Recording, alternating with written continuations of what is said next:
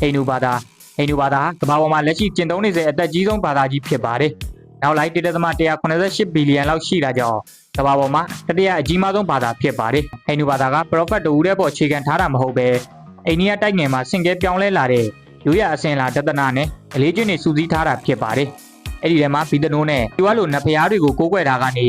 ဗေဒနာနဲ့ယောဂလိုတသနာအကြောင်းတွေအထိမတူကွဲပြားတဲ့ယုံကြည်မှုတွေပါဝင်ပါတယ်။ဒီဝါလီနဲ့ဟိုလီလိုဟိန္ဒူပွဲတော်တွေကဘာလုံးဆိုင်ရာယဉ်ကျေးမှုပွဲတွေဖြစ်လာပါပြီ။အမေရိကန်ပြည်ထောင်စုဥရောပနဲ့အရှေ့အလယ်ပိုင်းကအိန္ဒိယရွှေ့ပြောင်းနေထိုင်သူတွေကဟိန္ဒူရိုးရာဓလေ့တွေကိုကမ္ဘာအနှံ့ဖြန့်ဝေနေပါတယ်။နိုင်ငံရေးအရဟိန္ဒူဘာသာကကမ္ဘာလူဦးရေအများဆုံးဒီမိုကရေစီနိုင်ငံဖြစ်တဲ့အိန္ဒိယရဲ့ကိုယ်ပိုင်လက္ခဏာကိုပုံဖော်ပေးပြီးတိတိတသားကမ္ဘာလုံးဆိုင်ရာဩဇာလွှမ်းမိုးမှုတွေပေးနေပါတယ်။ယဉ်ကျေးမှုအရဟောလိဝုဒ်ရုပ်ရှင်တွေယောဂသက်လွတ်စားခြင်းနဲ့အာယုဗေဒဆိုင်ရာအလေးချင်းတွေကဟိန္ဒူရိုးရာဓလေ့တွေမှာအမြင့်တွယ်နေပြီးကမ္ဘာလုံးဆိုင်ရာလူကြိုက်များမှုတွေကိုရရှိခဲ့ပါတယ်။ဟိန္ဒူဘာသာရဲ့နိုင်ရောညီထွေမှုကကျေးလက်ရွာတွေမှာရောကမ္ဘာလုံးဆိုင်ရာမြို့ကြီးတွေမှာပါရှင်းတန်းအောင်မြင်စေခဲ့ပါတယ်။ကမ္မနဲ့ဓမ္မဆိုတဲ့သူ့ရဲ့တသနာကကမ္ဘာနှံ့ကစာပေရုပ်ရှင်နဲ့ကိုယ်ပိုင်ဝိညာဉ်ရေးရာတွေကိုဆက်လက်လွှမ်းမိုးနေပါတယ်။အိန္ဒိယနိုင်ငံကစီးပွားရေးနဲ့နိုင်ငံရေးရတိုးတက်လာတာနဲ့အမျှဟိန္ဒူဘာသာရဲ့ကမ္ဘာလုံးဆိုင်ရာပုံရိပ်ကလည်းဆက်လက်ကြီးထွားလာပွဲရှိပါတယ်